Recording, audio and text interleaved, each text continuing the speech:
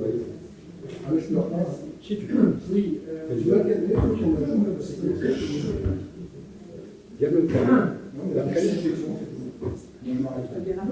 oui, donc voilà, bah, écoutez, je vais vous donner ma position sur la maison de santé, parce que pour moi c'est important. Je rejoins Eric sur un point.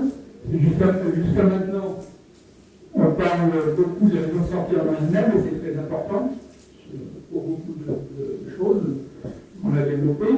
Par contre, il ne faut pas oublier effectivement que cette maison de santé s'intègre dans un projet plus global qui est issu d'une analyse et d'une étude de terrain qui a été faite dans le cadre de l'AMI en Ville, avec un certain nombre de spécialistes et d'experts venant à la fois de la métropole, de la CCI et des acteurs de terrain de notre commune, qu'ils soient commerçants ou artisans. Et donc, dans le cadre de cette analyse qui devait aboutir à trouver des solutions pour dynamiser notre centre-ville, donc il y a quand même un constat qui a été fait, qui est encore vrai maintenant, et je reviendrai sur ce que Muriel a dit tout à l'heure concernant les commerces de la rue Saint-Marc.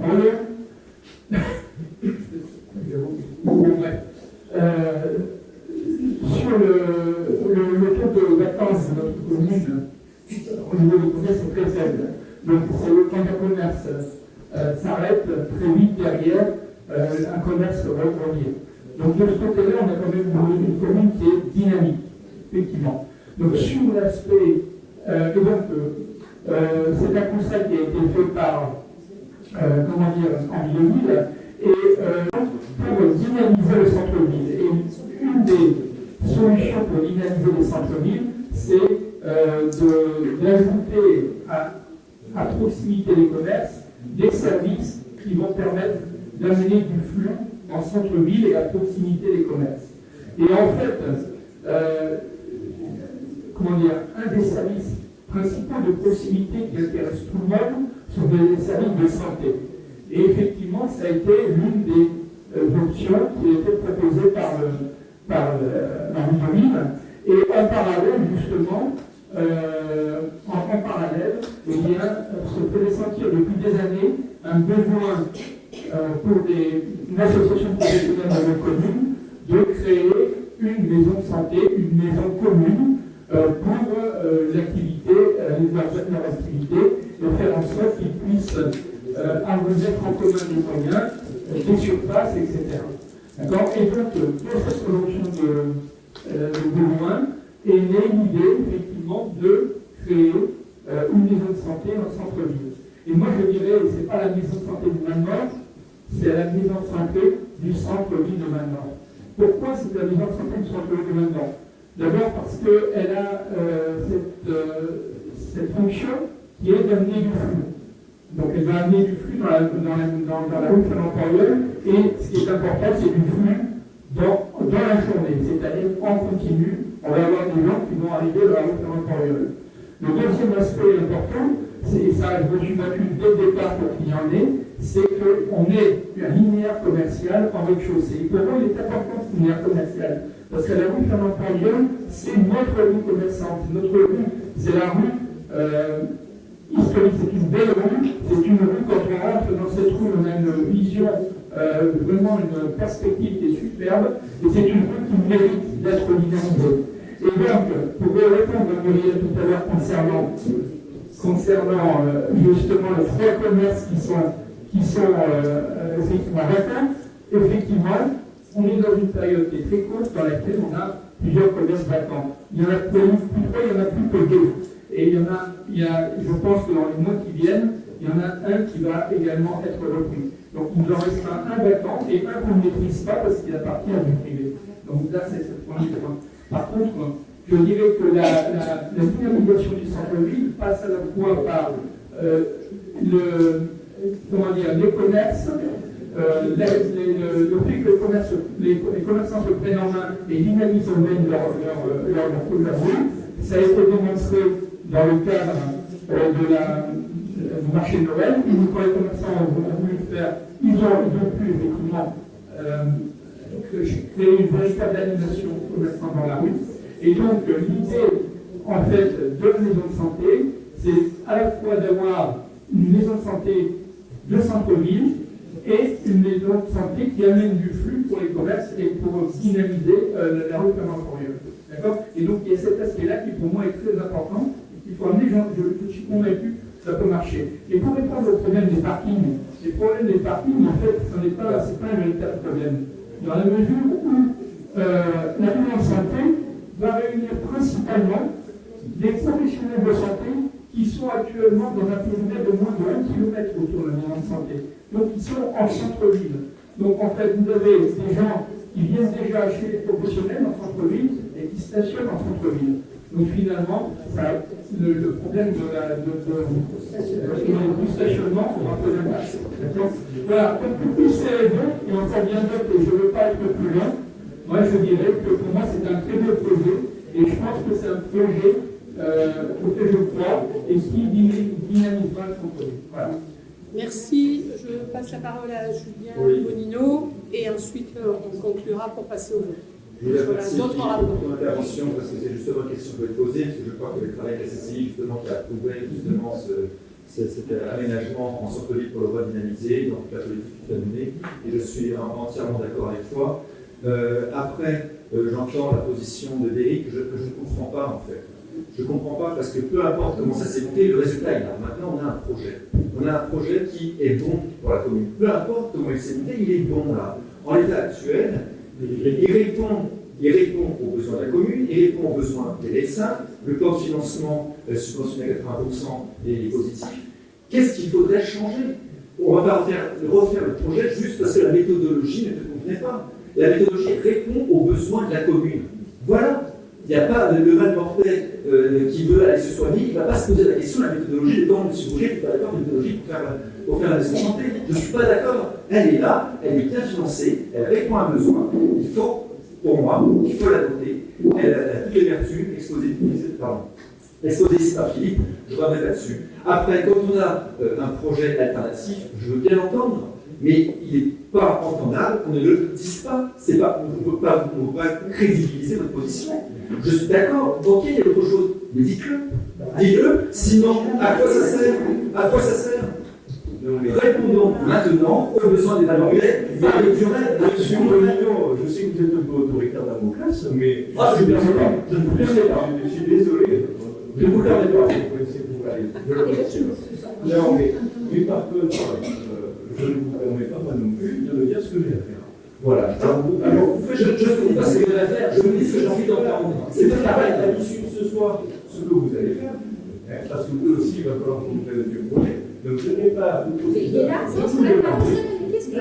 Il est sur la Mon projet est là, je le soutiens. Je le soutiens, c'est un projet, je suis clair. Je suis clair. Que soutenez-vous? On ne le sait pas. Voilà. Écoutez, pour moi, c'est la cohérence, mais au conseil municipal, on n'est pas accompagné. Merci. Il est tard. Je reprends. Merci. Vous ne voulez pas de cette maison de santé, vous en voulez une autre. Pourquoi pas? Quelle est cette maison de santé? On n'est pas en campagne. Désolé, on va poursuivre donc. Je donne, d'abord Madame Platon parce qu'elle avait demandé, et ensuite je stoppe, on passera au vote. Non. Madame Platon. Moi, je ne vais pas redire ce que.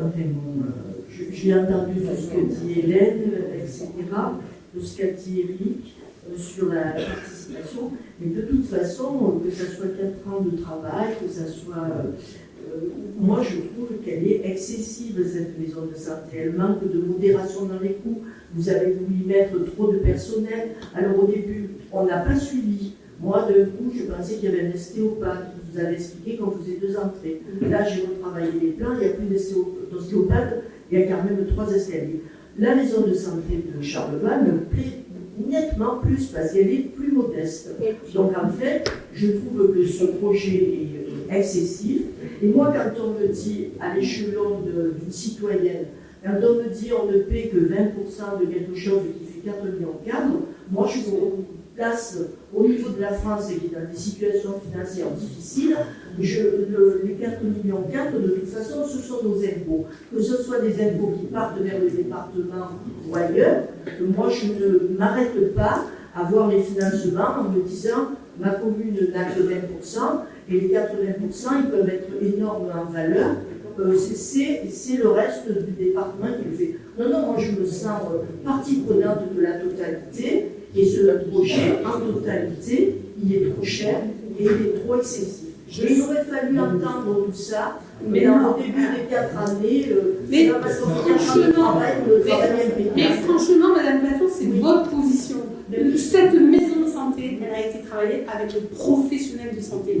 Si elle fait 1400 m², ce sont les besoins des professionnels de santé. Parce qu'ils ont voulu se mettre ensemble. Donc on a les infirmiers, on a les médecins, on a les kinés, on a les ergothérapeutes, on a ci, on a ça. Et un projet évolue. Non, je suis désolée, écoutez, vous, parce que soi-disant c'est trop grand ou trop cher, etc. Mais si ça correspond aux besoins de Malmort, vous aimez la maison de santé de Charleval, mais franchement, Charleval n'a pas la même taille que Malmort. Et ces professionnels de santé à Charleval, je vous rappelle que la maison de santé de Charleval, c'était une coquille vide. Ça n'a pas été travaillé de cette façon. Ils ont même fait des appels sur les ronds-points pour avoir un dentiste, un médecin, etc., un psychologue. Donc nous, c'est l'inverse. On a travaillé avec les professionnels de santé. C'est leurs besoins. Et ils sont sur Malmort. Et on n'est pas les chercher ailleurs. Hein. Ils sont tous malmortés. Donc aujourd'hui, vous avez le courage de voter contre un plan de financement, vous asseoir sur 2,9 millions de subventions dans ce plan de financement. Parce que si on ne vote pas le plan de financement, hein, ce plan de financement, à quoi il sert? Comme je vous dis, il est important. Il sert à justifier les demandes du FEDER, les demandes de l'ARS, les demandes de PACA et les demandes au conseil départemental. Donc moi, je vous dis, soyez vraiment conscients de ce que vous faites pour soi-disant, et Julien Bonillon a très bien parlé, en disant, voilà, c'est lié à un besoin quand même. On n'est pas là parce qu'on n'a pas été consulté, parce qu'on n'a pas été vu, parce qu'on n'a pas cette maison de santé. Elle correspond aux professionnels. Les architectes ont déposé un permis de construire, tous les plans ont été validés par les professionnels de santé. Le permis de construire, il a été instruit et il est accepté. Donc voilà ce que vous êtes en train, par vos votes, et moi je vous demande d'être bien, à réfléchir aujourd'hui au vote que vous allez faire, ce que vous êtes en train de balayer simplement parce que, je ne sais pas pourquoi, mais en tout cas, moi je le ressens, hein, soi-disant, vous allez voter contre là-dessus. Donc votez pour, parce que il y a la démocratie, je comprends, mais ce que je veux, c'est que vous soyez conscients de ce que vous faites ce soir, en ne votant pas pour cette maison de santé. Hélène l'a très bien dit, elle a fait un appel à ce vote pour ce plan de financement qui est aujourd'hui comme ça et qui nous permet d'aller chercher tout ça. Voilà. Bon, on va cesser là. Une précision quand même. Monsieur Gaucher, si vous avez été interpellé, Je vous avez droit de réponse, mais j'aurais aimé que tu mettes autant d'énergie quand je contestais, je demandais des informations pour les gens de me défendre. Toi, tout à l'heure, on disait qu'est-ce que vous avez fait. Jamais tu as dit, ce serait bien d'associer Eric au projet, donc maintenant c'est bien que tu t'exprimes comme ça, mais si on est là, c'est que j'ai toujours été exclu. Bon, peu importe. Le chantage de subventions, le projet, c'est ce que j'ai dit tout à l'heure, le projet de la maison de la santé, compte tenu de ce qu'a expliqué Philippe, etc., il est pertinent. Effectivement, sur la méthode, je pense qu'il y a eu des problèmes, on n'a pas tous les éléments. On nous affirme des éléments de prix, de charge, mais en détail, on ne connaît pas les infos. Dans la grande masse, ça fonctionne à 80%. Je rejoins Muriel, c'est nos impôts quand même, c'est quand même un projet à plus de 5 millions, donc quand même. Donc il faut l'avoir en tête. Après, on n'est pas là pour dire qu'il ne faut pas une maison de la santé, on bloque la santé, donc c'est dramatique, vous êtes en train de faire du mal aux médecins. Et les citoyens, ils ont besoin d'un projet de la santé, d'un projet effectivement. Mais à un moment donné, c'est ce que je disais au début, je le répète, on en arrive à une situation où ce projet aurait dû être voté à l'unanimité, on n'en est pas. Et les élections n'ont rien à voir là-dedans. Si ce n'est pas ce vote, effectivement, on arrive à 3 mois, non. il arrive à 3 mois, ça c'est votre interprétation, c'est ce qui vous arrange et ce qui vous permet de vous dédouaner. Alors on dit que c'est faux.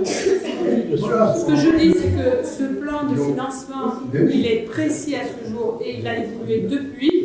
Et en plus, il faut noter que le montant prévisionnel des loyers perçus est estimé à 118 254 par an, soit une recette nette de charges estimée à 83 787.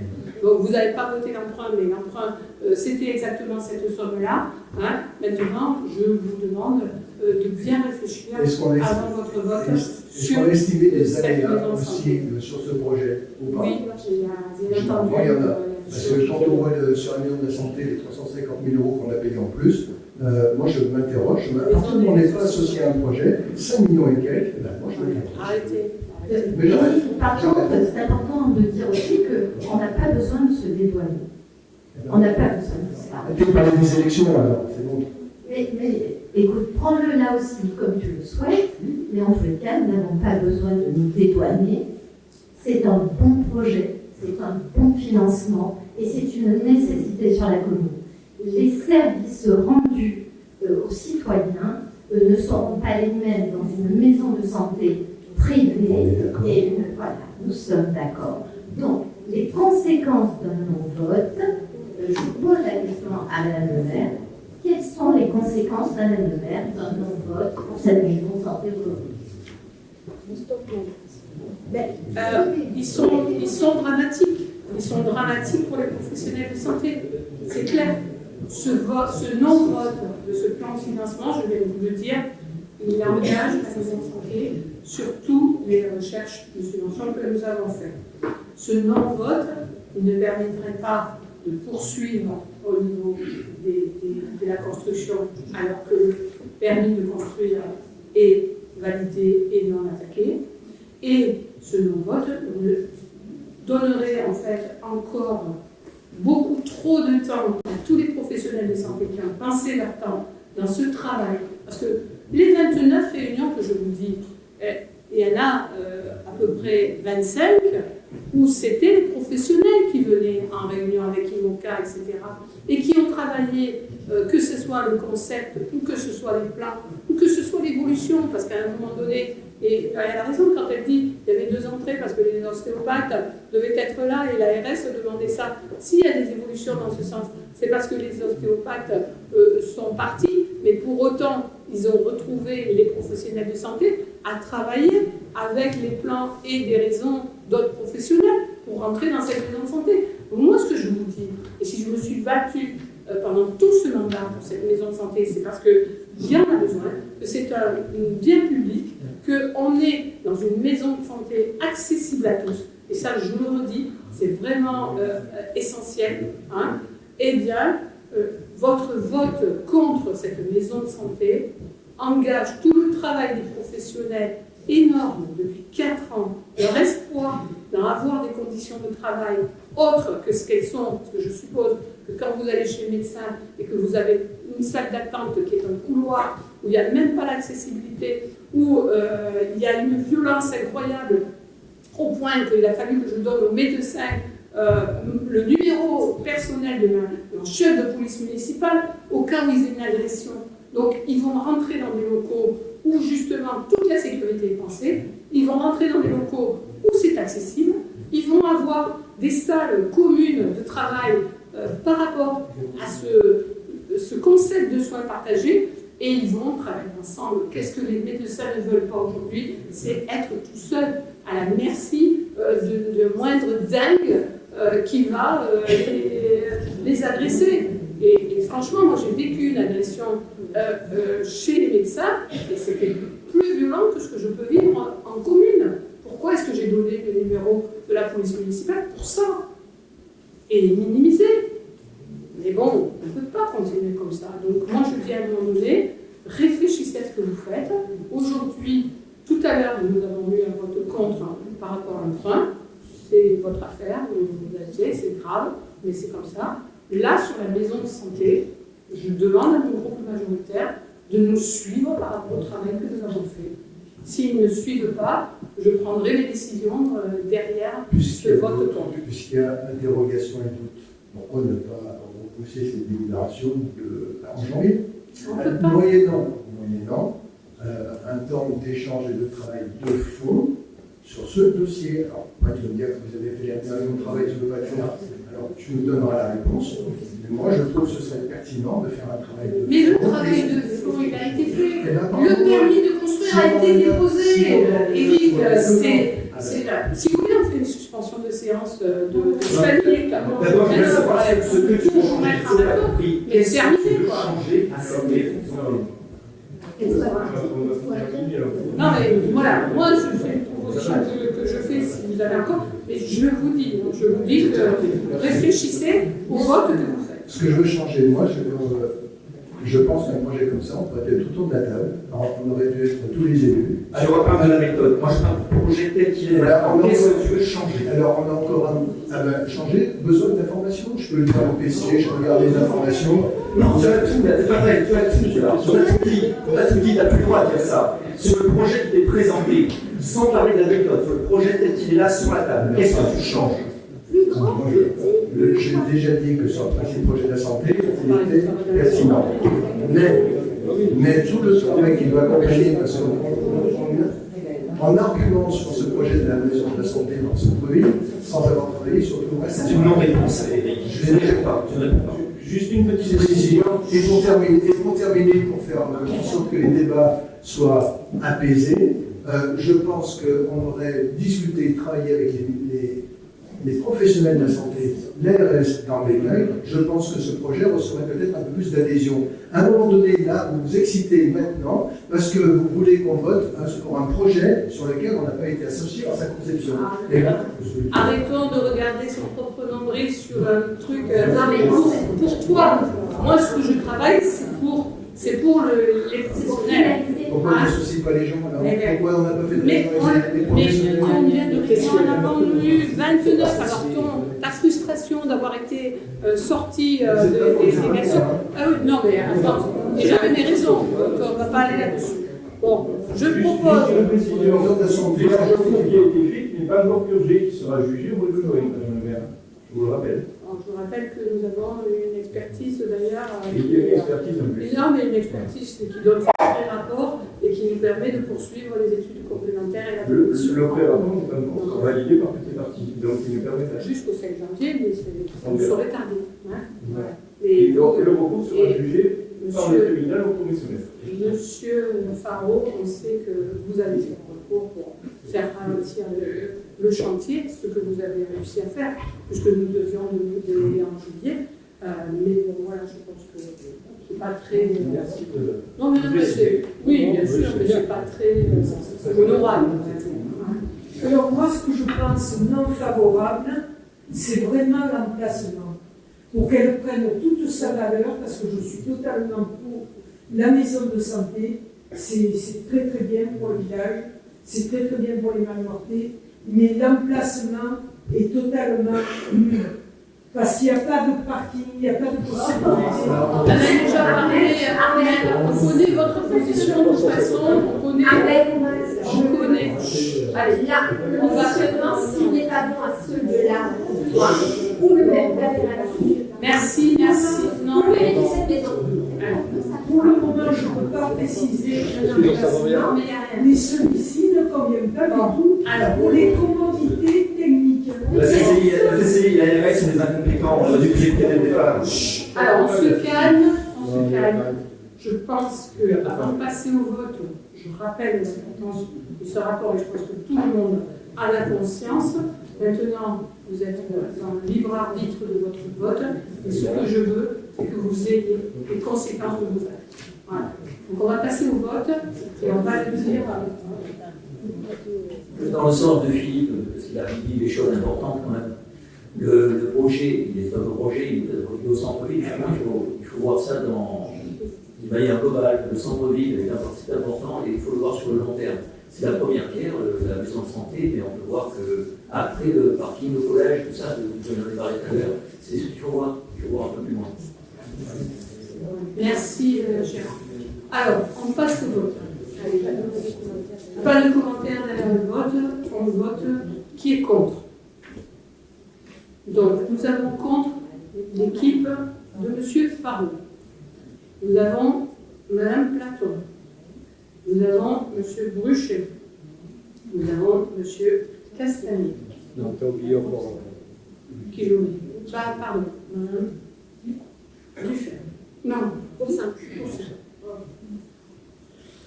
Excusez-moi. Monsieur Laquet et Madame Cheroute avec Monsieur Daval. Qui s'abstient? Abstention de Gérard. Oui, pour la simple raison, ce que j'ai dit tout à l'heure. C'est un gros projet, il faut que ça pris par l'équipe qui suit. Qu'on ne rajoute pas. Mais comment faire. c'est tellement prioritaire qu'il faut absolument.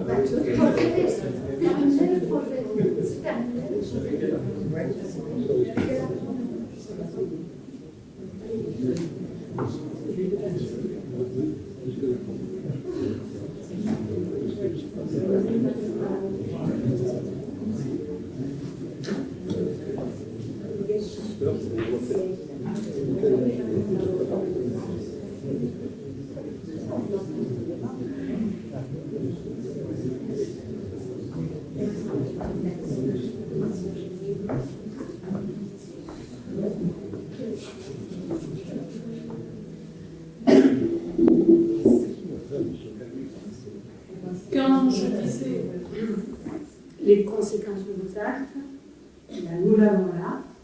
Ça veut dire que nous avons 12 pour et 13 contre, et que donc ce rapport ne sera pas valable. Je suis complètement dépitée, encore une fois, une partie du groupe majoritaire qui a suivi dans ses intentions, alors qu'ils ont travaillé dans la majorité, je ne vais pas le redire par rapport à ce que j'ai dit tout à l'heure, c'est la même chose, et nous en terminerons là, bien entendu, avec ce groupe majoritaire qui peut dire que ils ont mis en péril tout le travail que nous avons pu faire au niveau de la maison de santé avec les professionnels de santé, et je les laisserai peut-être expliquer aux professionnels de santé leur note et les conséquences pour la commune. Clairement. Et, je pense que à ce stade-là, c'est dramatique pour la commune. Et je suis complètement atterrée de.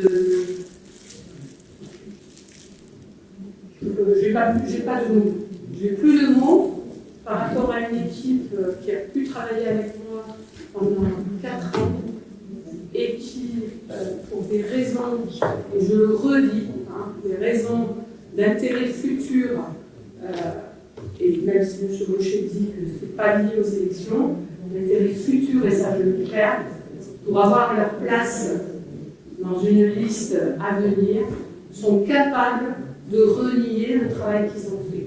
Qu'ils puissent se regarder dans la glace à venir et qu'ils puissent garder, en fait, ce qu'ils ont fait aujourd'hui à ce vote négatif à la maison de santé. C'est tout. Manque d'honnêteté, de loyauté et surtout d'un mandat dans lequel il s'était engagé jusqu'au mois de mars. Trahir ainsi son mandat en décembre alors qu'on devait terminer en mars est vraiment dramatique, surtout que je rappelle que quand j'ai été malade, et je le suis toujours, je ne veux pas faire pleurer les chaumières, mais en octobre 2024, j'ai demandé à mon équipe, au vu de la maladie qui m'a été annoncée, s'ils voulaient terminer le mandat. Ils m'ont dit oui, on te soutiendra, on terminera le mandat, et à ce jour, personne, enfin ceux qui ont voté contre, ne termine le mandat. Parce que la brebis est blessée à la chèvre, et bien c'est ce que vous avez fait. Je ne vous pardonnerai jamais le vote que vous avez eu aujourd'hui contre la maison de santé. C'est clairement, je vous le dis aujourd'hui, je ne vous le pardonnerai jamais. Jamais. C'est très déloyal. Très déloyal. C'est très déloyal. Je ne souris pas. Mais si, je souris, mais Vous faut pas jouer. deviez parler. Vous deviez parler. Est-ce que Vous je ne parle l'avez pas fait. Je parle si Vous je veux. réglez vos comptes. Vous réglez vos comptes. Et ça, c'est minable. C'est minable. Je l'ai dit en groupe majoritaire et je le redis devant tout le monde. Vous réglez vos comptes. Vous n'aviez pas à faire ça. Vous deviez parler ce soir. Si vous aviez eu une argumentation, on aurait pu vous entendre. Mais on ne peut pas vous entendre. C'est déloyal. Tant pis pour toi. Mais je... Voilà. Ton attitude n'est pas bonne. Ouais, donc, comme l'imposé n'est pas bon. Non, vous n'avez Après, pas moi, je suis parlé. cohérent avec moi-même. Moi aussi, je suis cohérent avec moi-même. Alors maintenant, c'est terminé. Des Non, cohérents. je ne sais pas pourquoi, Bruno. Je ne sais pas pourquoi. Exprime-le. Non. Non, Voilà. c'est Je vrai. veux que ce soit noté, ça. Non, mais Moi, je ne veux pas bien que vous donnez mon avis. Mais tu ne l'as pas donné quand on te l'a demandé. Mais quand Sylvain. tout à l'heure- Là, maintenant. Devant tout le monde. j'ai levé la même chose que toi. Moi, je veux dire, je comprends pas. Mais tant que je suis confiant. Micro, Sylvain. Je comprends pas cette urgence à 2 mois des élections de vouloir. C'est pas une urgence, Sylvain. Enfin, C'est la suite reconnaître de que ça travail. fait ton travail et que ça arrive là. J'entends les scénarios catastrophes que vous me faites, mais en le passant, je peux vous en faire aussi des scénarios catastrophes. Et franchement, au départ, je vous l'avais dit, le lieu, j'avais un doute. Bon, tout avait réussi à me convaincre. Au final, je ne sais pas si le bon lieu existe. N'importe quel lieu a des avantages, des inconvénients. Donc, je vois bien que Porios a du mal. J'imagine que ça peut amener pas mal de dynamisme, etc. Mais on est mi-décembre. Le projet, vous le dites vous-même, ça fait 4 ans qu'on le porte. Pourquoi cette délibération, on ne la passe pas dans 4-5 mois? Et je ne comprends pas cette urgence. Voilà. Mon vote est là. Et après, ce qui m'énerve un tout petit peu, c'est quand on me prête ce vote pour intégrer une liste. C'est parfait, c'est un sentiment que j'avais dès le départ, je l'ai partagé avec certains d'entre vous.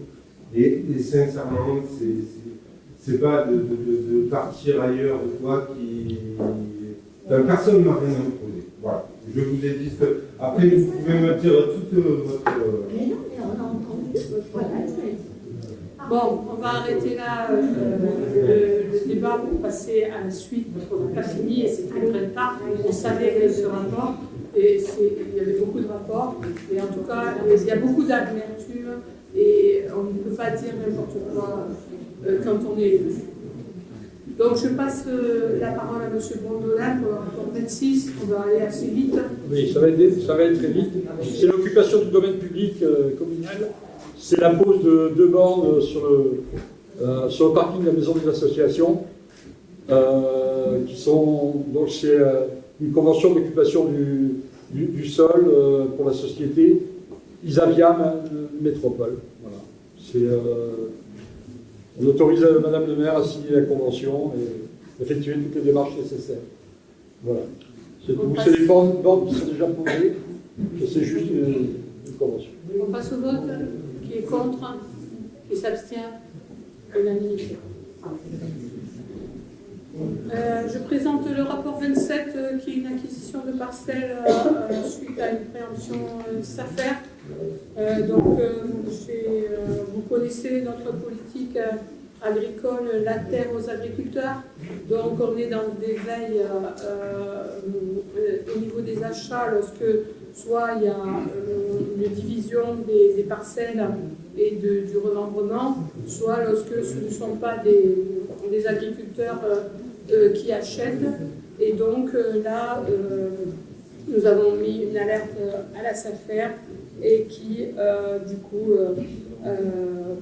propose que la commune acquiert cette parcelle de façon à après faire une publication pour trouver l'agriculteur qui aura cette parcelle.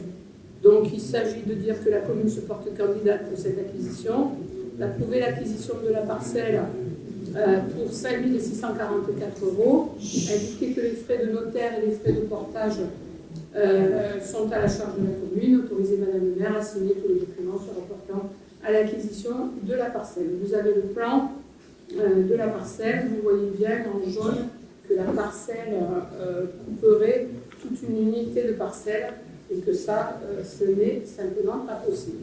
Monsieur Faro?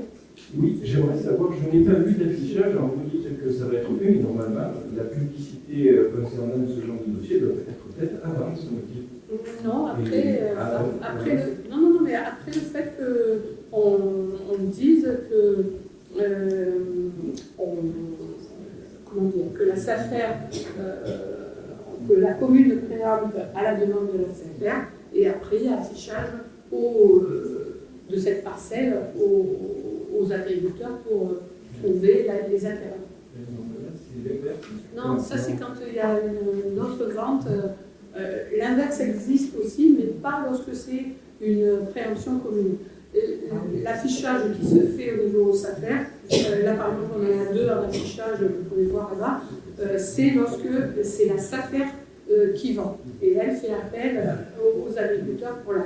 Là c'est la commune qui préempte à la demande de la SAFER pour cette parcelle, et ensuite elle achète, donc on va faire l'acte d'achat, etc. Et ensuite la SAFER proposera cette parcelle aux agriculteurs. D'accord, parce qu'en temps normal, justement, puisqu'on parle de philosophie de la commune, c'était on achète parce qu'on veut éviter certains achats. Là, c'est pas tout acheter, on achète quand même. Donc, non, là, on avait un candidat qui voulait acheter cette parcelle qui n'était pas agriculteur. Donc du coup, on met une alerte au niveau de la SAFER, et du coup, la SAFER nous demande de préempter, la commune préempte, et ensuite, elle fera les propositions. Mais cette personne avait quand même prévu une activité agricole, puisque c'est du losier, a priori. Donc, culture d'osier. Oui, mais pas agricultrice. Mais non, au départ, quand on s'installe, il faut commencer l'activité. Elle n'avait pas l'intention de s'installer en tant qu'agriculteur. C'est pour ça que ça se fait. Mais je vois que vous connaissez le dossier. Oui, je connais. Un vote qui est contre, qui s'abstient. Abstention de l'équipe de M. Faro. Merci. Vote à la majorité. Christian, bon, ben là, c'est une des livres qu'on passe habituellement pour tous les lotissements qui se créent. C'est la récupération des voiries, des voiries de nos livrets qui se trouvent juste derrière la gendarmerie. Voilà, donc c'est comme d'habitude, on récupère les voies pour avant qu'elles soient faites, pour que notre cahier des charges soit sûr d'être pris en compte et que la métropole accepte de reprendre les réseaux. Voilà. S'il y a des questions. Voilà, vous avez le plan aussi. Donc, plateau. Il est donc de tradition, comme l'a dit Christian actuellement, de faire cette fleur au moteur. Ce n'était pas le cas du temps de M.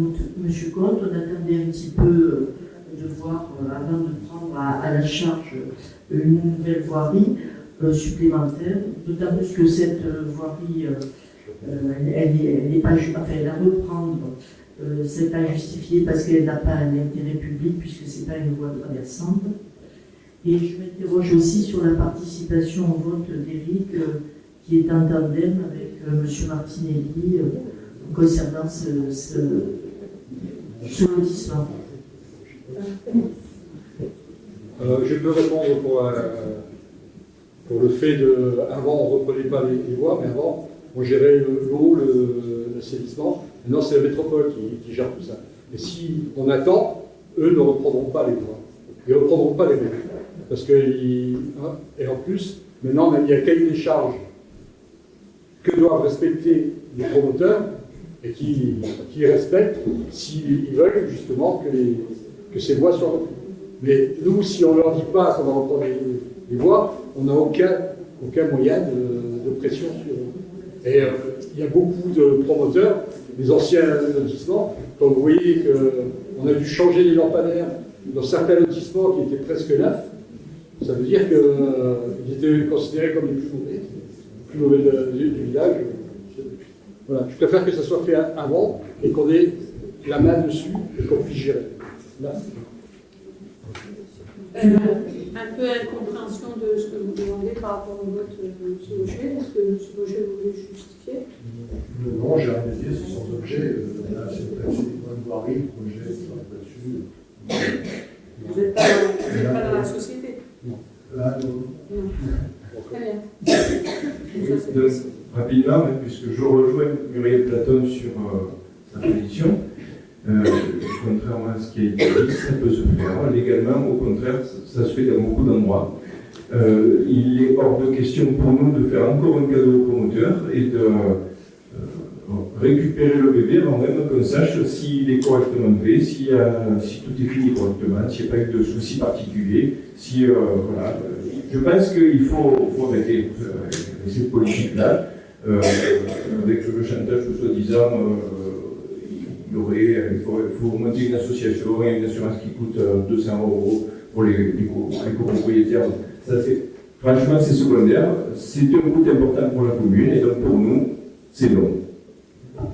Je signale juste que avant de reprendre les voies, avant la restitution, il y a un passage de la métropole, il y a un passage de nos services pour voir si le travail est bien fait. Si le travail n'est pas bien fait, ils le refont. Voilà. Et on peut leur demander de venir en réunion et leur imposer des choses. C'est ce qu'on a fait là. J'étais à cette réunion et on leur a imposé des choses. Après, c'est pas. Pour eux, ils préféraient votre sujet. Comme ça, ils font ce qu'ils veulent. Et après, ils nous rendent ou pas. Mais autrement, ils le rendent aux propriétaires des voies. Voilà, c'est mettre. Parce que je vous rappelle quand même que 80% des lotissements où on a repris les voiries, personne n'était au courant qu'ils étaient propriétaires des voies, ou pas.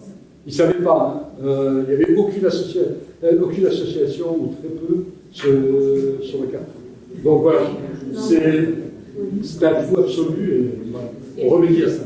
Et puis je pense que. Arrêtez de dire des cadeaux aux promoteurs.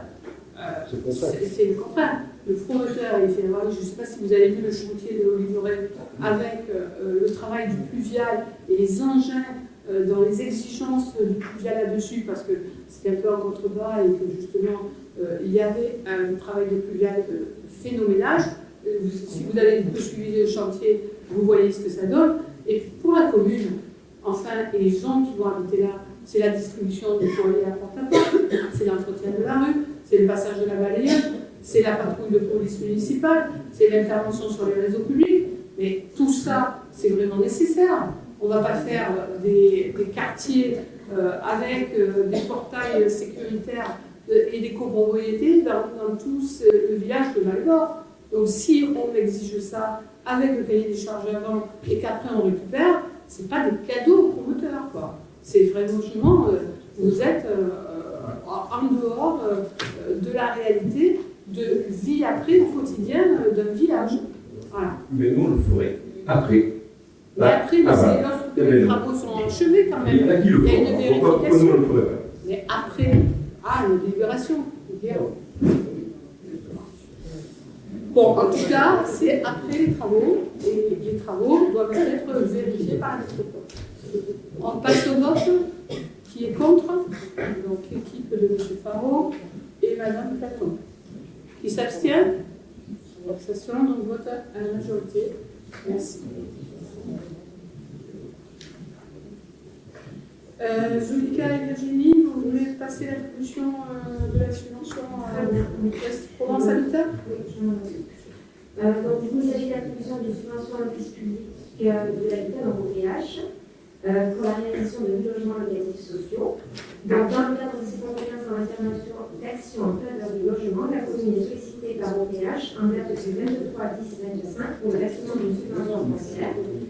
Cette demande est destinée à financer une opération de construction neuve pour 8 logements. Donc, ce projet fléché dans le contrat de mixité sociale permettrait à la commune d'augmenter son parc de logements locatifs sociaux au regard des objectifs SRE et ainsi contribuer au rattrapage de la production. Donc la demande de permis de construire a été déposée le 31/10/2025. Donc le projet consiste en 8 maisons individuelles, 3 qui seraient sur le chemin de Saint-Côme pour 34 en TLS et 5 maisons individuelles sur la rue de notre Mistral, toujours en B4. Donc, compte tenu du contexte actuel, il est compliqué pour Ouest Provence Habitat de porter à l'équilibre le bilan financier du projet de construction des logements locatifs sociaux. Et c'est pourquoi Ouest Provence Habitat demande à la commune le versement d'une subvention foncière à hauteur de 27 500 € par logement locatif social, soit une subvention de 220 000 €. Ce versement se fait de la ménage suivante, à savoir 10% à l'ouverture du chantier et 88% à l'achèvement du chantier. Donc, ce montant de 220 000 € constitue une charge foncière déductible au titre de l'article L302-7 du Code de la construction et l'habitation, dépenses déductibles du prélèvement SRU. Cette dépense pourra donc être déduite du montant de la pénalité SRU. Toutefois, la DDTM déduit des pénalités SRU, donc l'année N, les dépenses réalisées sur l'antépénultième exercice, à savoir N-2, soit les dépenses réalisées 2 ans auparavant. Cela signifie que si la commune verse la subvention en 2025, cette dépense pourra être déduite de la pénalité SRU en 2027.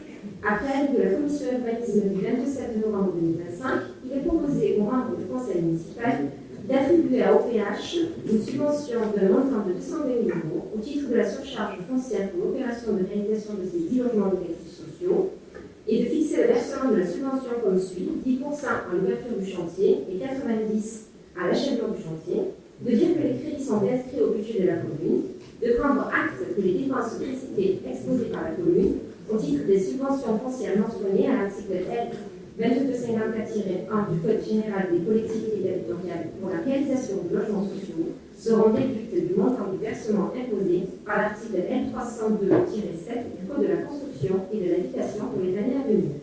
D'autoriser Madame le maire ou son représentant à signer tout document nécessaire à l'exécution de la présente.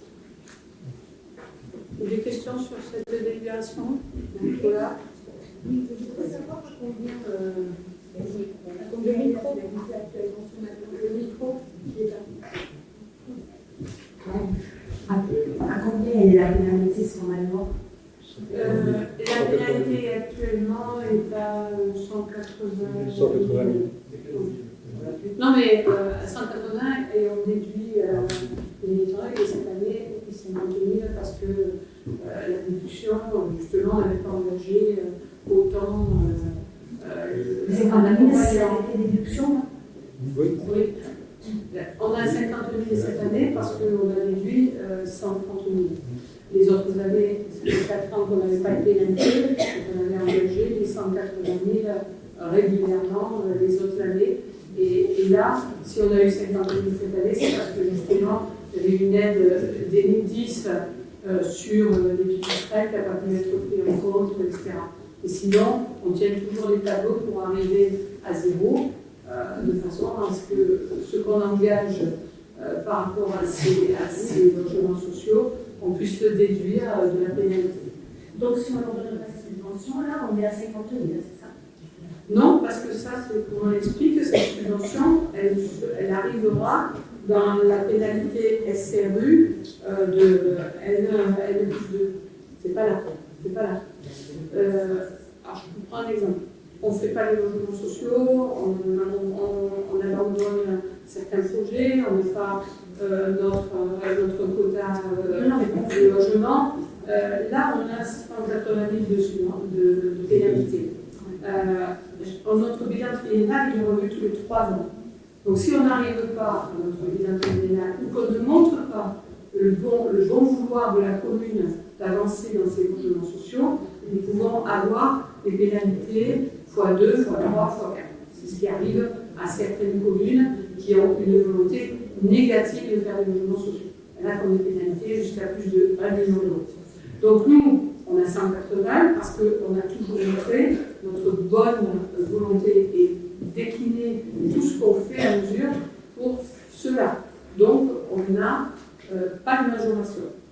Imaginons qu'on n'arrive pas à la fin de notre triennal parce qu'on n'a pas fait telle là, 8 maisons.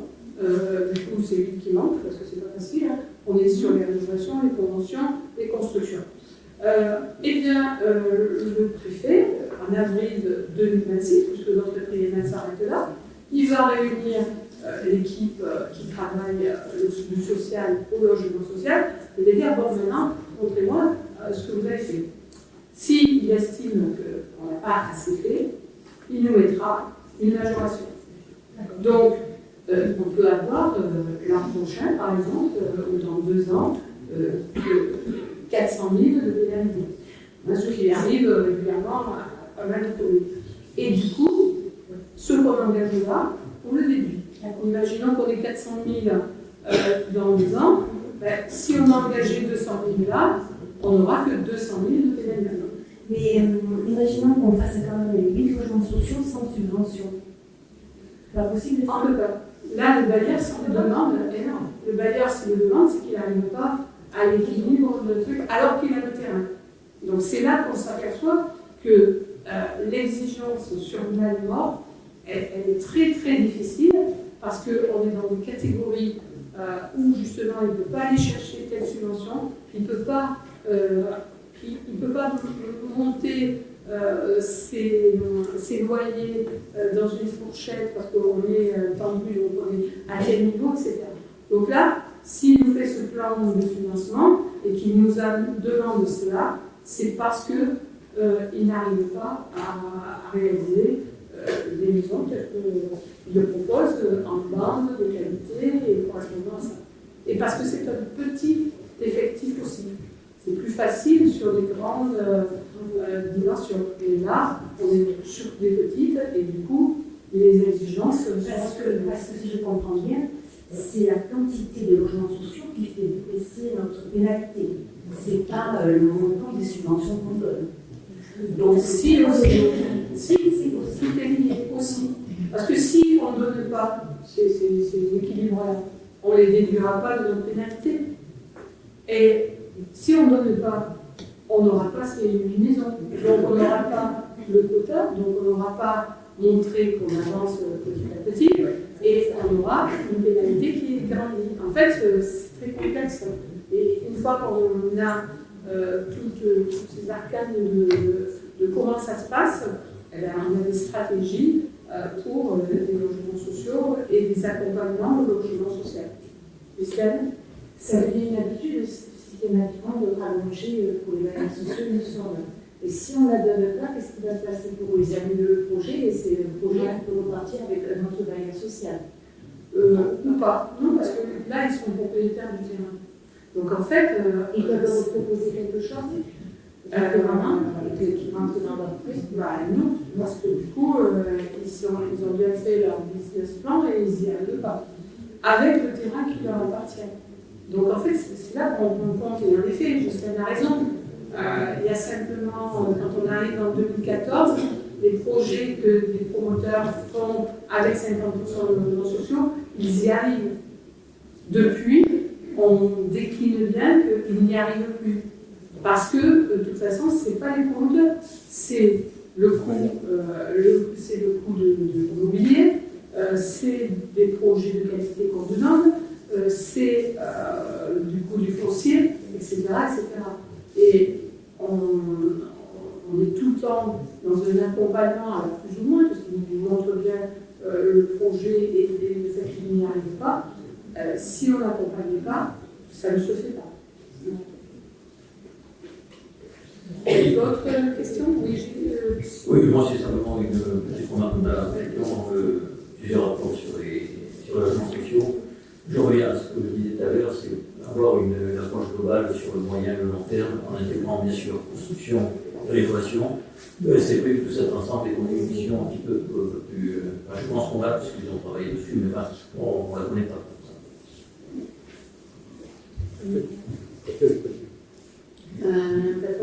Oui, effectivement, je suis ce que dit Ghislaine, parce que moi je me rappelle l'enveloppe de 40 000, 70 000, et puis là ça monte, on est à 200 000. Et le projet ne correspond pas complètement à la demande qui se voit dans le contrat de mixité sociale, c'est-à-dire les demandes sur Malemort sont plus de demandes de T2 que de T4, et le projet N'y répond pas. Alors, en fait, quand tu dis qu'il y a plus de T2 que d'autres de demandes, c'est à un moment donné, sauf que la demande évolue systématiquement. Donc du coup, on ne peut pas rester figé sur quelque chose qui est noté à un moment donné, à un instant T. Moi, je regarde les chiffres qui sont donnés. Vous êtes engagé sur un contrat de mixité sociale, ça donne des informations à un moment. Oui.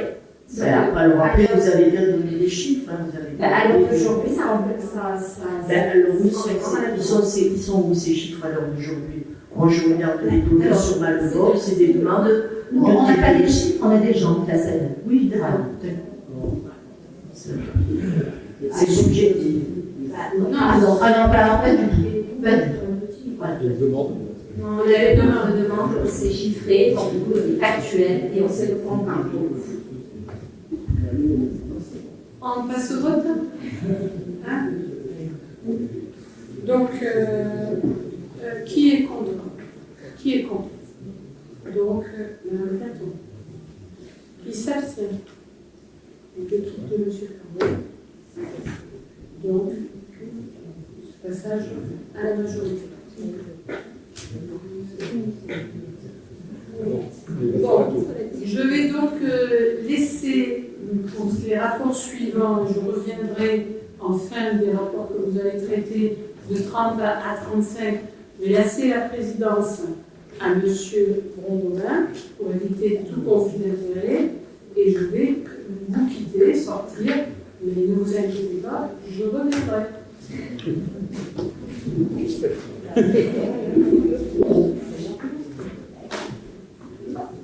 Bon, le rapport numéro 30, c'est le plan. Ah.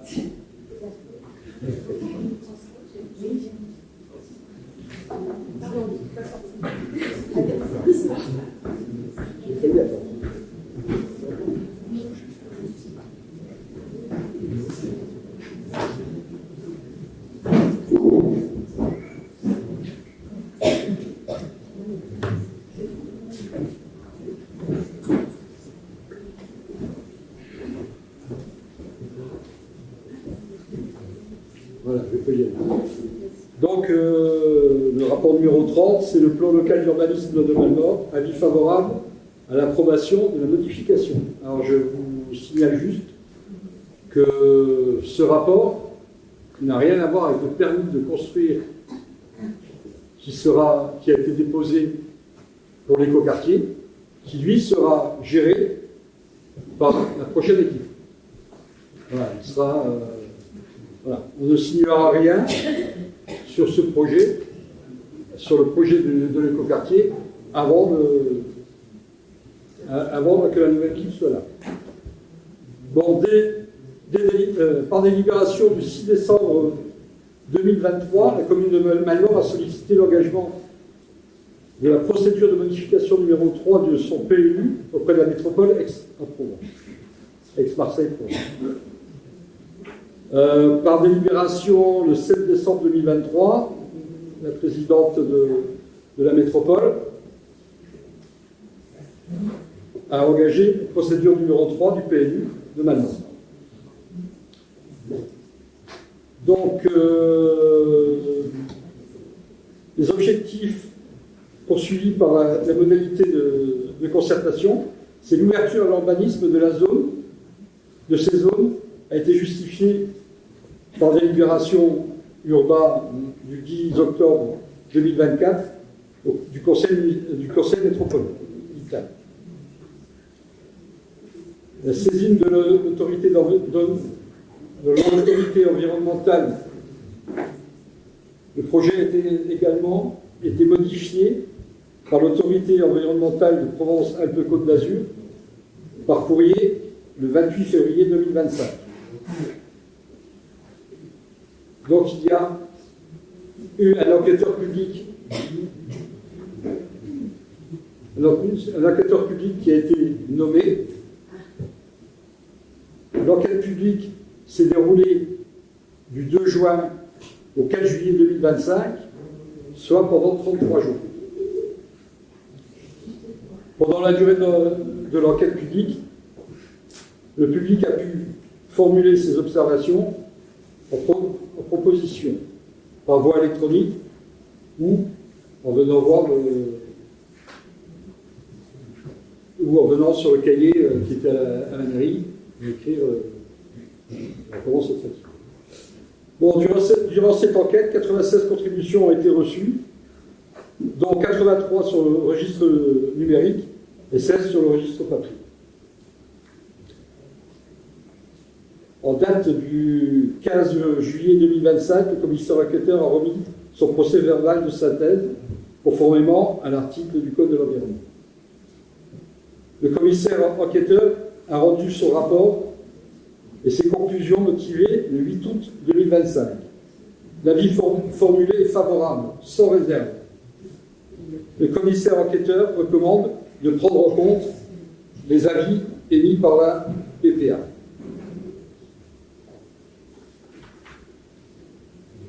Bon, le rapport et les conclusions du commissaire enquêteur sont tenus à disposition du public pendant 1 an à compter de la remise du rapport et des conclusions par le commissaire enquêteur.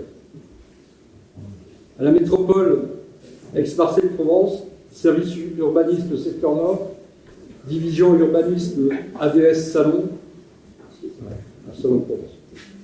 En mairie de Malmort, et sur le site internet, qui est sur le. Je vais pas vous dire. Les propositions de modification mineure suite à l'enquête publique.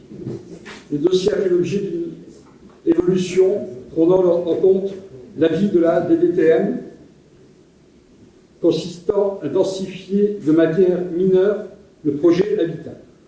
Ainsi, 3 maisons individuelles au centre du parc ont été transformées en un petit collectif de 12 logements. En R+1. Il s'agit du même immeuble que de l'autre côté de la route, côté ouest. Le projet compte maintenant plus de 220 logements au lieu des 210 prévus initialement. L'OAP et le règlement ont été adaptés en ce sens. L'ensemble des procédures étant correctement déroulées, il est ainsi proposé au conseil municipal d'émettre un avis favorable à l'approbation de la modification numéro 3. Après avis de la commission urbanisme du 26/11/2025, il est proposé aux membres du conseil municipal d'émettre un avis favorable à l'approbation de la modification numéro 3 de la commune de Malmort, d'autoriser M. Christian Rondelin, premier adjoint, à signer tous les documents relatifs à ce dossier. Vous avez vos questions? Oui, je sais pas. Juste un début de rapport, tu as dit que ça n'avait rien à voir avec l'écoquartier, puis il y a quand même une belle phrase qui dit « Ce projet permettra la réalisation d'environ 200 belles... » Allez-moi finir, peut-être que je n'ai pas bien compris les propos. 200 belles logements, dont 50% de logements sociaux. Oui, mais je n'ai pas dit qu'il était pas lié. J'ai dit qu'il n'était pas décorrélé. C'est-à-dire qu'il est décorrélé. C'est-à-dire que ce qu'on vote là, c'est pas forcément pour les cocards. On vote la modification du PLU, on ne vote pas le permis de construire de l'écoquartier. Le permis de construire de l'écoquartier, on s'est engagé à ce que la prochaine municipalité le gère à 100%. Nous, bon, moi, on verra après, moi je signerai que les papiers pour le déroulement de... Monsieur Faro.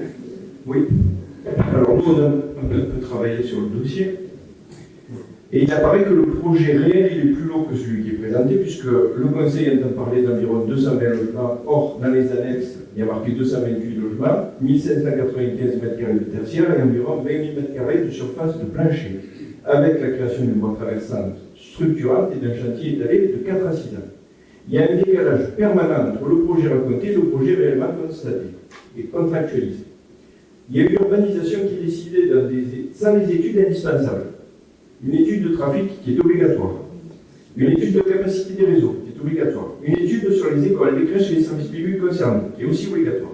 Une étude hydraulique sérieuse, pluviale, ruissellement et épisode méditerranéen qui est obligatoire. Une analyse d'impact environnemental répondant réellement aux remarques de la MRAE. Aucune de ces études n'apparaît dans les délibérations ni dans les annexes. L'urbanisation est engagée sans base solide technique, ce qui fragilise la légalité des décisions et l'équilibre futur du quartier. Le but est disproportionné et défavorable à la commune. Le projet urbain partenarial, on va voir après, est censé faire financer par le promoteur les équipements publics rendus nécessaires par son opération et structurellement déséquilibrés. Coût des équipements publics, 1,480 million d'euros, 1,480 euros hors taxe. Participation du promoteur, 602 000 euros hors taxe. Reste en charge de la commune, 875 000 euros hors taxe, soit près de 60%. En parallèle, les constructions du périmètre sont exonérées de taxes d'aménagement pendant 10 ans, ce qui représente une perte de plusieurs centaines de milliers d'euros de recettes. La commune paie plus que le promoteur pour les équipements nécessaires à un projet privé, tout en renonçant à une ressource fiscale majeure. Le principe même de proportionnalité et d'intérêt général est gravement mis en cause. Pour nous, un manque de garantie, de pénalité et de sécurisation contractuelle sur les voiries et les équipements transférés, pas de procédure détaillée de contrôle technique avant rétrocession, pas de garantie financière sérieuse, pas de pénalité claire en cas de retard, de malfaçon ou de non-conformité. Les normes techniques et les exigences de qualité sont très peu explicitées dans les délibérations. La commune s'engage à reprendre les ouvrages dont la qualité, la conformité et la pérennité ne sont pas sécurisés, avec un risque fort de devoir assumer les réparations et les mises à niveau de ses frais. C'est donc un budget sous-évalué et une information incomplète des élus que l'on nous propose ce soir. L'autorisation du programme montant voté 1 290 000 euros, coût estimé dans les annexes 1 777 000 euros. Environ 480 000 euros manquent dès le montage d'origine. Par ailleurs, pas de détails techniques et financiers solides, répartition des crédits incohérente avec le phasage réel des travaux, pas de scénario de dépassement ni de réintégré. Le conseil municipal est amené à voter un budget manifestement insuffisant, sans base d'études crédibles, ce qui pose la question de la sincérité et de la complétude de l'information qui est donnée normalement aux élus. Une gouvernance ensuite par délégation excessive. La délégation au premier adjoint ne se limite pas à une simple signature de permis, elle englobe le suivi, les contentieux, les aspects financiers et les relations avec le promoteur. La gouvernance du projet repose sur un montage institutionnel à la limite du soutenable pour la commune, à la fois juridiquement et politiquement.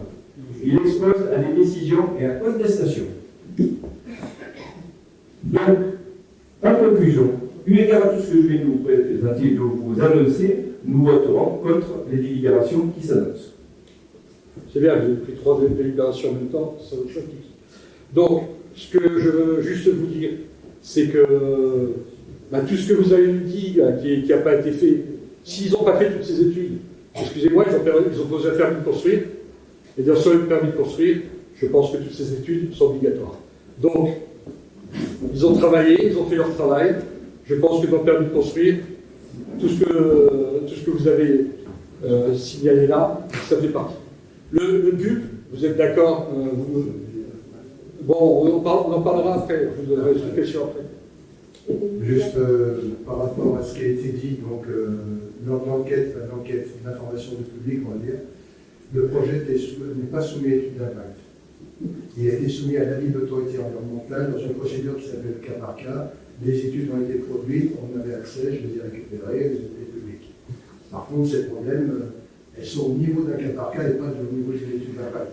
Or, on a un projet d'envergure. Donc ces études posent problème, d'ailleurs, les MRAE et la DD ont émis des réserves. C'est repris dans la délibération. Et ces réserves posent problème puisque derrière, il n'y a pas vraiment de réponse. On a donc les remarques par contre formulées par Dimitri, donc je vais me permettre de synthétiser, sur les aspects hydrauliques, sur les aspects trafic, circulation. Il y a eu des études, mais à la sortie, c'est du niveau sommaire, et pour pouvoir voter en toute conscience, c'est loin d'être suffisant. Voilà, ça c'est le problème. Et après, bon, on passera après sur plus. Pour l'instant, après cette zone, effectivement, elle était destinée à être urbanisée depuis le poste de 1987, donc c'est pas un problème, le point de vue de l'urbanisation. Par contre, si on phasage et toutes les conséquences qu'il y a derrière, mais on est obligé de faire le lien avec le but, puisque de toute façon on évoque les logements, les 220, ce que tu dis, donc ça pose problème. Donc là, effectivement, vis-à-vis de ça, on ne peut pas voter une délibération de ce type-là. Là, il y a un réel problème d'information. On est sur une étude très sommaire, des informations très sommaires, on n'est pas à la hauteur de 220 logements. Je rappelle à ce titre, pour terminer, je fais référence, je l'ai déjà dit à certains, je vous invite à aller voir ce qui se passe à Bellerots pour un projet similaire, c'est une catastrophe depuis des années. Voilà, il faut prendre le temps sur ce type de projet. Les conséquences d'aménagement d'un projet de cette envergure sur l'ensemble du village peuvent être majeures. Ça doit se réfléchir, on ne peut pas avancer comme ça, les yeux bandés. Alors, juste, je réponds.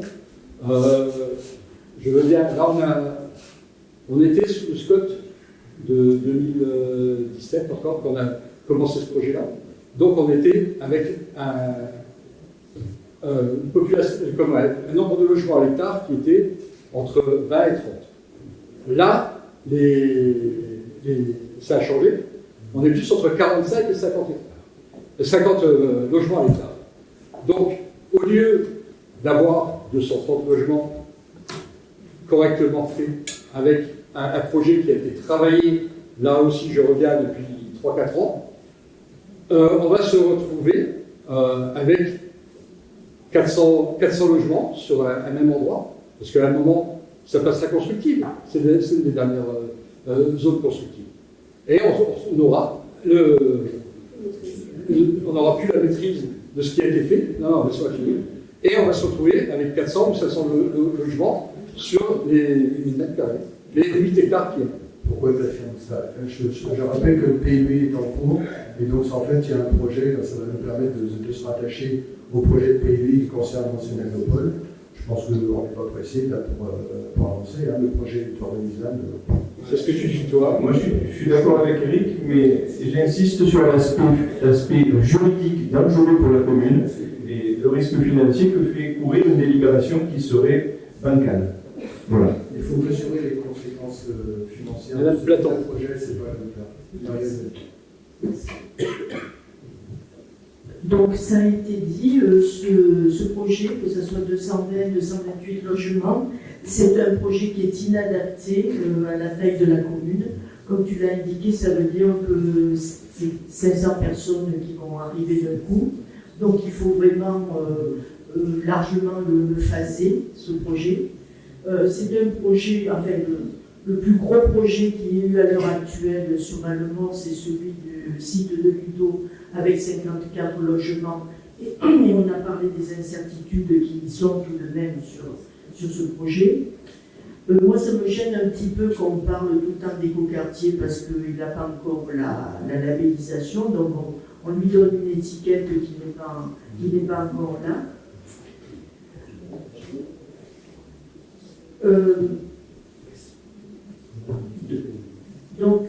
Par contre, ce que je trouve surréaliste, c'est d'entendre dire donc, que ce projet est travaillé depuis longtemps. En fait, effectivement, cette zone de bureau a été ouverte en 2017 par le PLU, sauf que ce PLU, comme je l'ai déjà indiqué, il avait été travaillé sur des chiffres de recensement de population dont on sait qu'ils étaient faux. Et c'est d'ailleurs par l'intervention de la parole aux citoyens que cette zone bureau est passée en 2 AU. Et donc effectivement, le pourquoi de cette modification numéro 3 du PLU, c'est uniquement donc de répondre aux promoteurs pour passer en 1 AU. Concernant la construction de logements sociaux, on l'a indiqué, la vraie problématique c'est le mauvais logement. Donc en fait, il faut aller vers des projets qui allieront la construction mais aussi la rénovation. Par ailleurs, je demande un phasage important parce qu'on l'a dit, si on fait ce projet d'un coup, en fait on va prendre tout le foncier que l'on pourrait garder pour les générations futures. Et par ailleurs, donc, cette modification numéro 3, elle ne traite donc que la demande des promoteurs, alors que depuis longtemps, il faudrait que la commune travaille sur le fait que le juge a demandé que le hameau de Guamjean soit mis en zone urbaine. Donc cette modification qui est la 3e ne répond encore pas à ce qui était demandé par le juge. Par ailleurs, dans cette modification, on ne parle pas encore de la protection du pigoulon, qui est un dossier donc, qui a été élaboré par la... Alors là, ça n'a rien à voir. Là, ça n'a plus rien à voir là. Si, parce que cette modification pourrait être autrement que l'unique de réponse à la demande de promoteur. Le PLU, le pigoulon, il est toujours dans notre PLU actuel, en zone N pour naturel et PV, on peut y mettre du photovoltaïque. Or, c'est la commune elle-même qui vient de déposer auprès de la préfecture un dossier pour demander à ce que le pigoulon soit mis comme zone protégée. Donc, les services de la préfecture, ils peuvent se demander si un allemand en est logique, en déposant un dossier pour protéger le pigoulon et en le gardant dans le PLU alors qu'on en est à la 3e modification, en le gardant en zone NTV. Et par ailleurs, depuis 2017, le stécal qui a été enlevé au camping de Fontenelle n'a toujours pas été rétabli. Ça constitue pour moi vraiment une injustice, alors que si on commence à lire les premières pages du PLU, le diagnostic qui est fait sur la commune, c'est que la commune a 2 campings et qu'il faut maintenir l'attractivité de ces 2 campings. Donc on aurait pu profiter de cette modification numéro 3 pour régler des tas de problèmes qu'on traîne. Madame Platon, il est déjà minuit, on va pas... Oui, on va pas j'ai pas pris le temps. Non, on va pas rester toute la nuit, ça rien. À un moment, il va falloir qu'on avance. Je voulais juste répondre sur 2 points. Premièrement, ce n'est pas 500 nouvelles personnes qui vont arriver, puisqu'il y a 200 demandes de logements sociaux sur la Nord, de Malnortais. Donc on répond déjà à une volonté de répondre à des Malnortais à nous. Ensuite, concernant les études...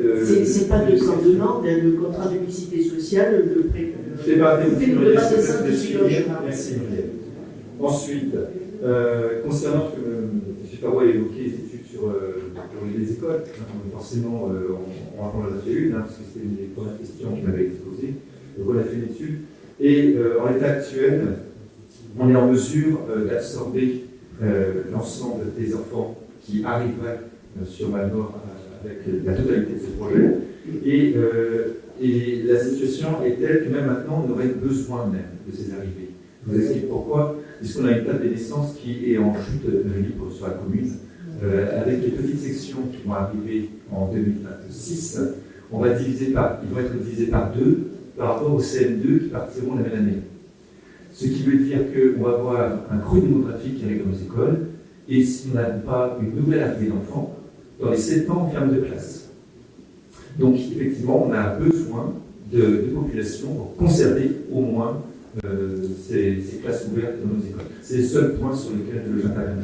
C'est bien qu'on l'apprenne parce que, si vous voulez, je vois que vous avez des problèmes de communication dans votre majorité. À la commission urbanisme, dernièrement, on a posé la question à votre monsieur le premier adjoint qui nous a dit qu'il n'y en avait pas. Donc, d'études de fait. Je n'ai jamais dit ça. Pourtant, c'est ce qui... Je n'ai jamais dit ça. Alors, vous démontez. Je n'ai jamais dit ça. Voilà, donc j'apprends.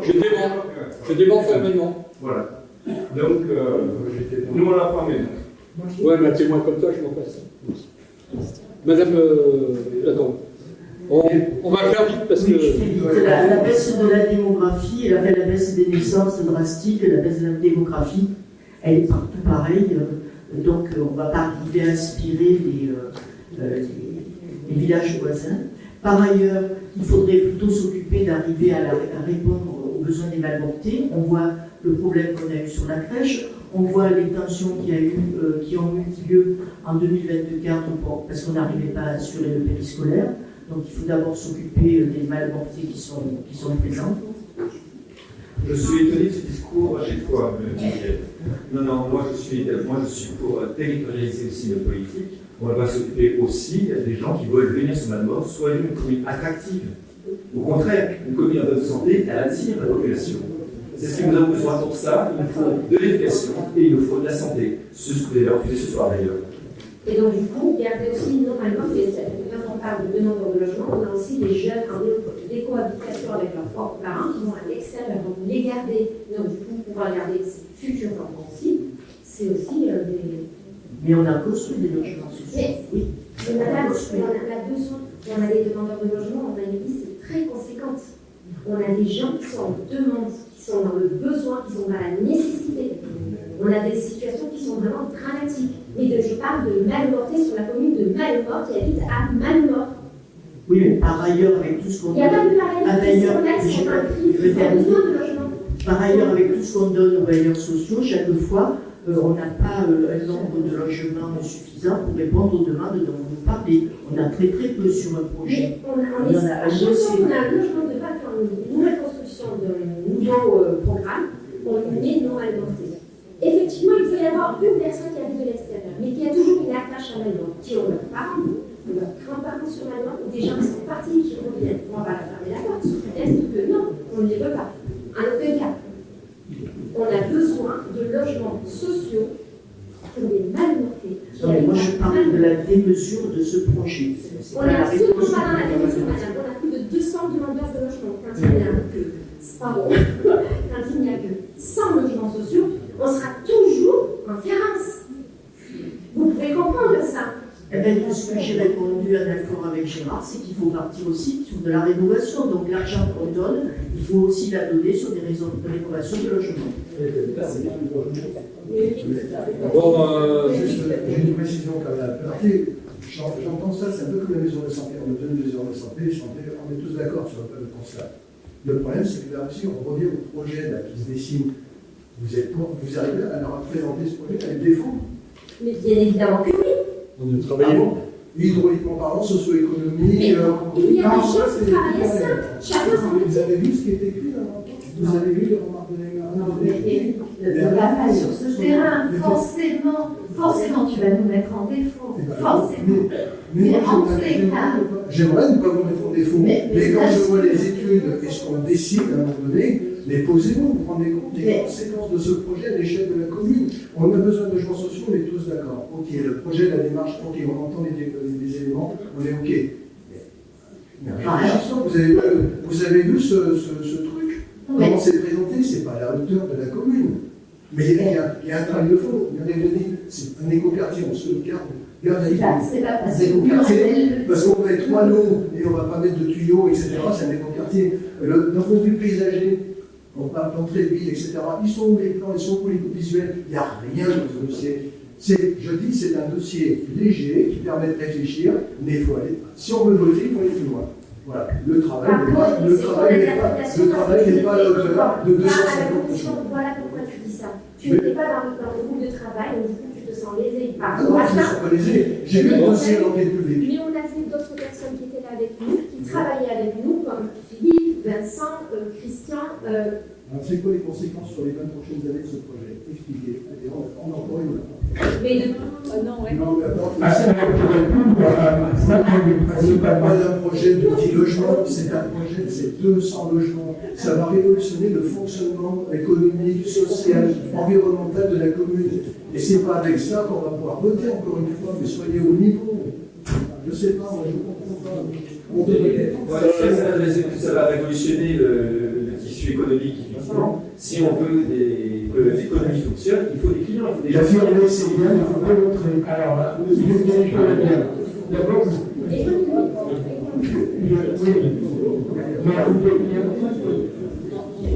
a un point sur lequel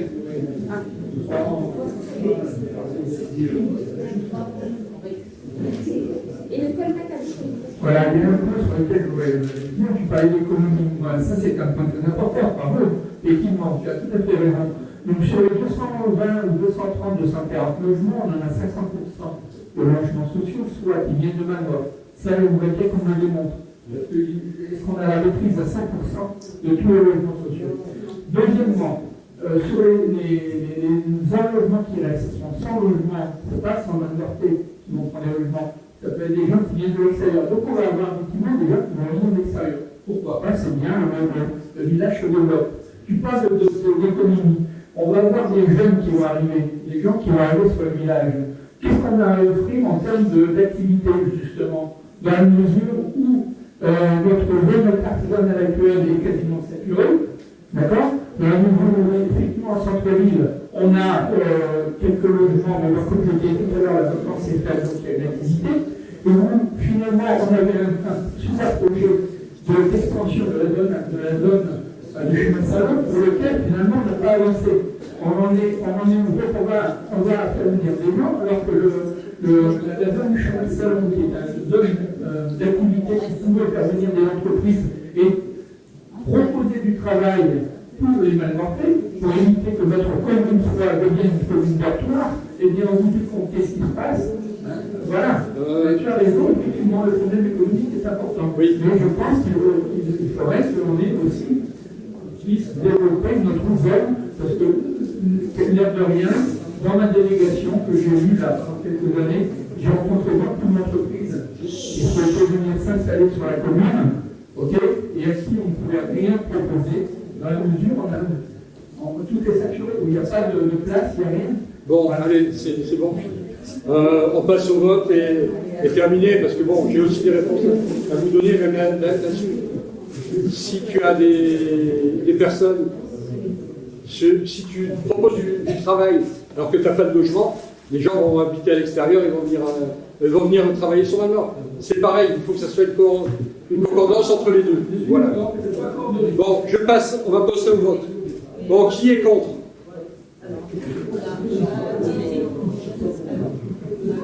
Alors.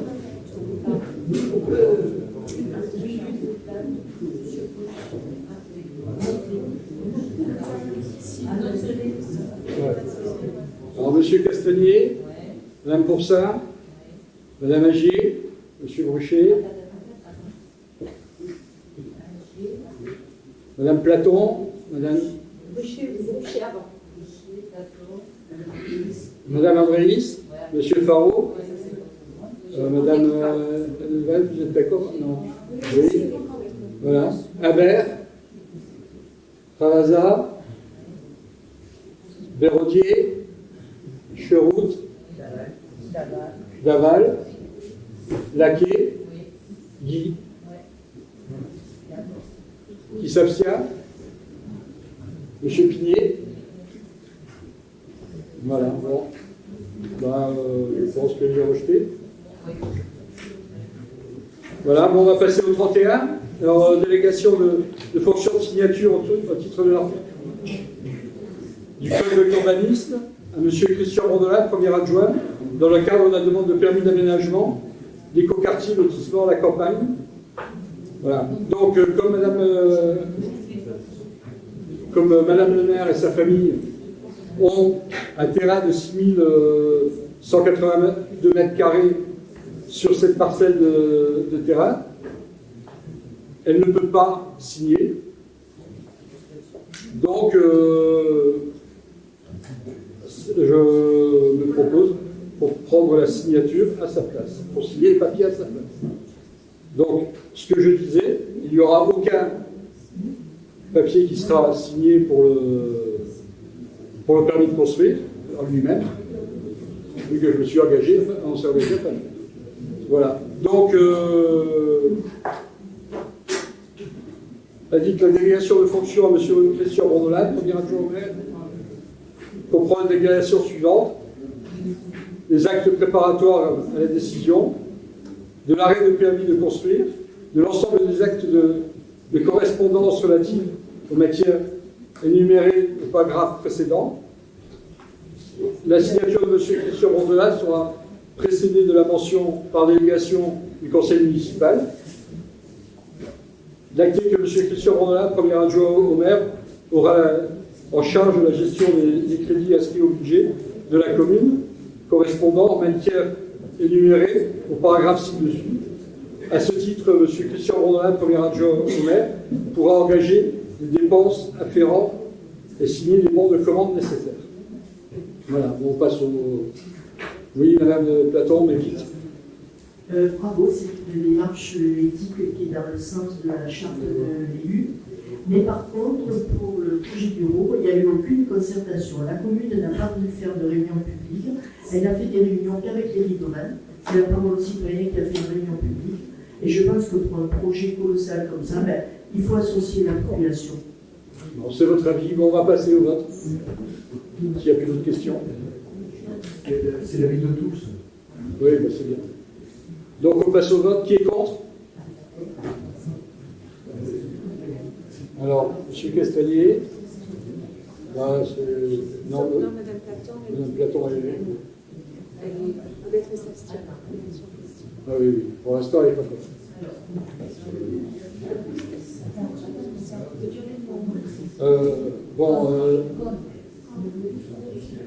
Alors, M. Castagnier, Mme Pourçal, Mme Agier. Pourçal, Agier, Bruchet, toute l'équipe Faro, Ghislaine Guy, Bruno Laquet, François Chaudet. Et bien ça, Vincent Damiens. Qui s'abstient? Gérard. Bon.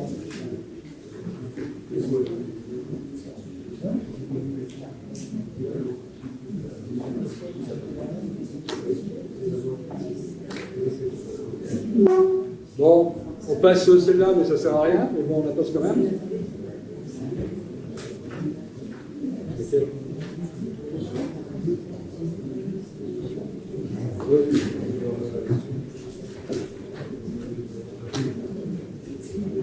Bon, comme on n'a pas...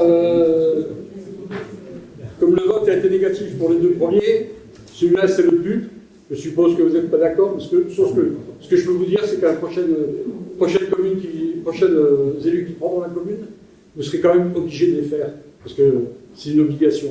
Parce que quand je vois que pour Fontenelle, on a accepté de donner un permis de lotir au bout d'une route où il n'y avait pas d'éclairage, où il n'y avait pas de trottoir. Et je pense que M. Boucher, là, vous étiez élu à l'époque encore à l'urbanisme. Donc, j'ai essayé, vous me laissez parler, merci. J'ai essayé de faire un pub. J'ai essayé de faire un pub avec le promoteur à l'époque. Voilà. Et votre colistier s'est juste opposé à redonner des terrains qui étaient sur Fontenelle, dont il était propriétaire à l'époque. Après, bon, 5 ans après qu'on a récupéré ces terrains, c'était un peu trop tard pour faire un pub. Voilà. Donc, ce que je vous dis, c'est que, voilà, ce pub-là, on va le passer aux autres. J'espère que c'est bien enregistré. Oui, c'est bien enregistré. C'est bien enregistré. Et j'espère que les gens qui habitent au lotissement Lydie vous en remercieront par leur vote. Je vais juste rappeler une petite chose. Lors du mandat précédent, je ne signais rien. Je ne signais rien, mais tu étais élu à l'organisme quand même. Bien sûr, d'être élu à l'organisme, il y avait des discussions de travail, mais au final, je ne signe pas. Ok? Donc tu vas passer qui tu veux maintenant. C'est bon, allez. Donc on passe au vote. C'est pas que ça soit permis, hein. C'est pas moi, hein. Allez, on passe au vote. Qui est contre? Bon, Castagnier. Pour ça. Agier. Bruchet. Platon. L'équipe Faro. Vérodier. Chéroute. Voilà.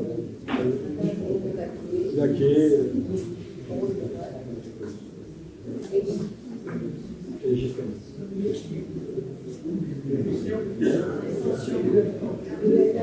Oui. Attends. Abstention. Monsieur Pigné, ça tient. Bon, il est rejeté.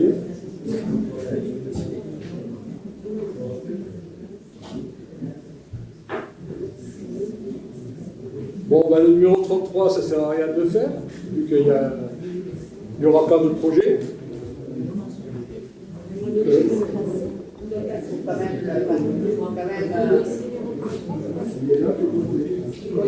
Ouais, ben on va le voter.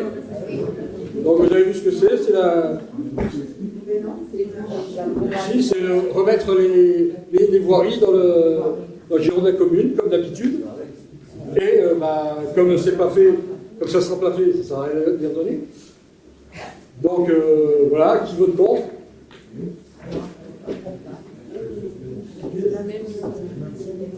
C'est le même. Qui s'abstient? Dimitri, tu t'abstiens?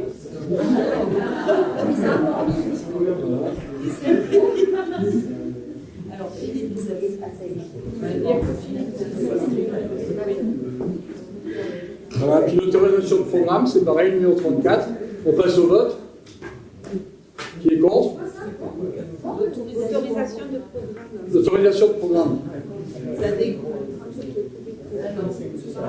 C'est pareil, qui s'abstient? C'est pareil.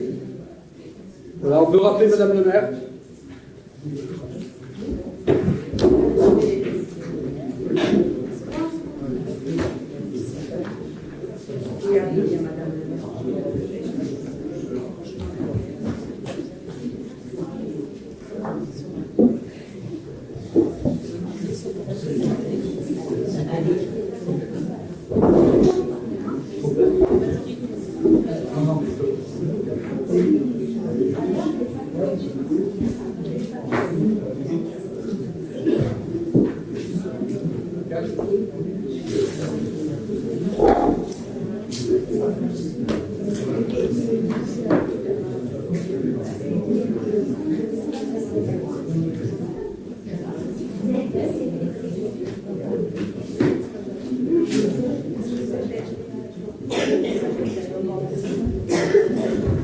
Je voudrais savoir si dans le conseil municipal de février, les comptes de 2025 seront donnés.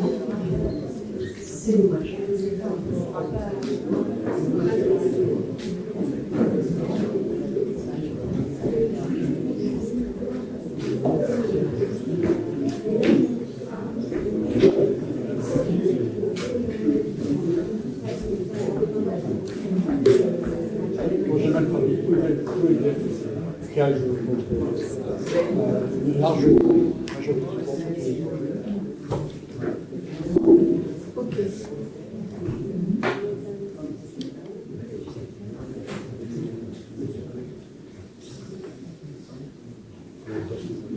Très bien. Donc, je ne commente rien de ces rapports qui ne sont pas passés. Et nous allons terminer avec rapidement quelques infos. Les décisions du maire. Il reste les décisions du maire et les infos. Donc, est-ce qu'il y a des questions sur les décisions du maire? Il est tard, très tard. Oui, moi,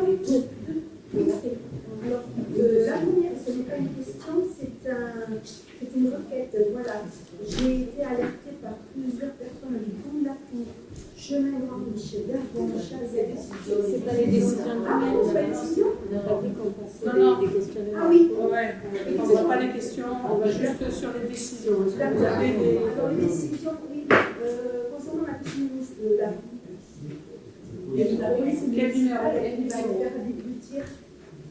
Quel numéro? Le numéro de la décision? Oui.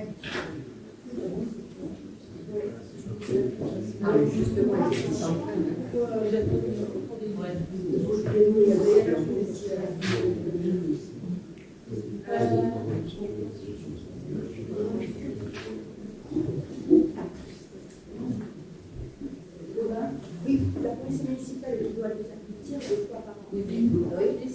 Le numéro de je sais pas. Oui, ça fait partie des formations obligatoires. On va changer de centre. C'est quoi? C'est léger. C'est léger? Non, c'est les exigences de la formation. D'ailleurs, je dis Parce que ça dure combien de temps là, leur séance? la séance de tir, le temps de cartouche, en fait, c'est vraiment nécessaire et ça fait partie des formations. D'ailleurs, je tiens à remercier la police municipale qui a été là discrètement au cas où il y ait des débordements dans ce conseil qui n'y a pas lieu. Donc, c'est parfait. Hein, merci à vous. On va donc terminer ce conseil à minuit 20. Donc, merci à vous, Christian. Oui, je voudrais prendre la parole parce que c'est souvent le dernier conseil municipal que je sais. Donc, je voudrais remercier énormément Madame le maire pour son investissement et son implication dans la gestion de maintenant. Ça fait 18 ans que je travaille avec elle, c'est un plaisir de partager ces années. Je suis investi pour Malmort, même si ce n'est pas mon village natal. Je ne regrette aucun projet qu'on a porté. Je voudrais aussi remercier le personnel et les entreprises avec qui j'ai eu le plaisir de travailler et d'apprendre. J'ai fait de mon mieux pendant toutes ces années. Je finirai ce mandat la tête haute, en restant fidèle à mon engagement auprès de Madame le maire jusqu'à la fin. Encore merci Hélène pour ta confiance. Maintenant on peut partir à la retraite, on a la bien vérité et terminé. Merci. Merci de ta fidélité, c'est certain. Et merci aussi aux autres élus de leur fidélité. Certains.